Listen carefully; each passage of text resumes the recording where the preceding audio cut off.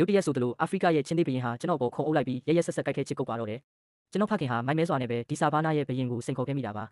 ဖခင်ဖြစ်သူပြစ်ခတ်လိုက်တဲ့ကြည်စံနှစ်တောင်ဟာထိုချင်းသေးကိုမသေးစေခဲ့တဲ့အပြင်အကောင်ကြီးကိုပိုလို့တောင်ဒေါသထွက်သွားစေခဲ့ပါတယ်ချင်းသေးကကျွန်တော်ကိုတရုတ်တိုက်ဆွဲခေါ်သွားတာကိုဖခင်ဖြစ်သူဟာဘာမှမတတ်နိုင်ပဲကြည့်နေုံသာရှိခဲ့တယ်ကျွန်တော်တော့တေးပြီးလို့ပဲထင်နေခဲ့တာဒါပေမဲ့ကံကြမ္မာရဲ့ထူးဆန်းတဲ့အလှည့်ပြောင်းတစ်ခုကြောင့်ချင်းသေးရဲ့သွေးတွေဟာကျွန်တော်ရဲ့ဒဏ်ရာတွေကိုစီးဝင်သွားခဲ့ပါတယ်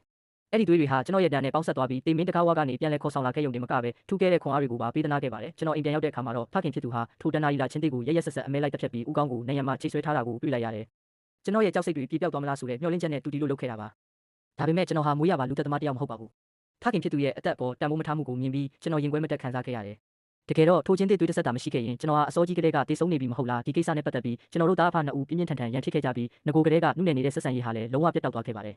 ဖခင်ရဲ့ချုပ်ကင်မှုအောက်ကနေလွတ်မြောက်ဖို့အိမ်ကနေထွက်လာခဲ့ပြီးမိခင်ရဲ့ဇာတိမြေစီကိုထွက်ခွာလာခဲ့ပါတယ်အဲ့ဒီချိန်မှာကျွန်တော်ရဲ့ခန္ဓာကိုယ်ဟာကြီးမားတဲ့ပြောင်းလဲမှုတွေကိုကြုံတွေ့နေရပြီဆိုတာကျွန်တော်ကိုယ်တိုင်တောင်သတိမထားမိခဲ့ပါဘူးညီဖြစ်သူကိုနှုတ်ဆက်ပြီးနောက်ရုရှားနိုင်ငံရဲ့အရှိဖြားကကျေပြောလာတဲ့မြက်ခင်းပြင်ကြီးတွေစီကိုရောက်ရှိလာခဲ့ပါတယ်အမတ်တရားဟောင်းတွေကိုအခြေခံပြီးကျွန်တော်ရဲ့နေရာကိုရှာဖွေနေတော့မှပဲမြေကြီးဟာရုတ်တရက်တုန်ခါလာပါတယ်နားထဲမှာဟိဟောက်တန်တွေတဖြည်းဖြည်းကျလောင်လာခဲ့တယ်နောက်ကိုလှည့်ကြည့်လိုက်တဲ့အခါဖုံလုံးကြီးတွေနဲ့အတူအာဖရိကကျွဲရိုက်အုပ်ကြီးဟာကျွန်တော်စီကိုအရှိန်ဟုန်နဲ့ပြေးဝင်လာနေတာကိုမြင်လိုက်ရတယ်ကျွန်တော်မပြေးနိုင်တော့မှန်းသိတာကြောင့်မျက်လုံးကိုမှိတ်ခေါင်းကိုလက်နဲ့အုပ်ပြီးမြေကြီးပေါ်မှာခွေခွေလေးဝတ်နေလိုက်ပါတယ်ကျွဲတွေကျွန်တော်ကိုနေမသွားပါစေနဲ့လို့ပဲဆူတောင်းနေမိတယ်ဒါပေမဲ့ထူးဆန်းတာကထိုကျွဲအုပ်ကြီးဟာကျွန်တော်ကိုဘာအန္တရာယ်မှမပေးဘဲကြောက်ဆောင်တစ်ခုကိုရေစီးကပတ်သွားတယ်လို့မျိုးကျွန်တော်ဘေးကနေဟုံဟုံမောင်းမောင်းဖြတ်ကျော်သွားကြပါတယ်အံ့ဩစရာကောင်းတဲ့အချက်ကတော့ကျွဲအုပ်ကြီးရဲ့ခေါင်းဆောင်လို့ယူဆရတဲ့တန်မာတဲ့ကျွဲအုပ်ကြီးတစ်ကောင်ဟာကျွန်တော်ရှိမှတက်တက်ရက်နေခဲ့တာပါသူ့ရဲ့အမွှေးမြင်တွေကျွတ်နေပြီဖြစ်ပေမဲ့မျက်လုံးတွေကတော့နှဆိုင်ပြီးဆူရှာလာပါတယ်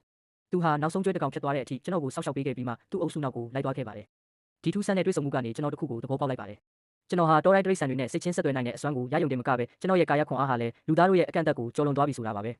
အခုဆိုရင်လှန်တစ်ချောင်းကိုအသားအရာဝေးရမ်းလိုက်ရုံနဲ့မီတာထောင်ချီဝေးတဲ့နေရာစီကိုတိကျတဲ့ပြစ်မှတ်အတိုင်းပြစ်လွတ်နိုင်စွမ်းရှိနေပါပြီ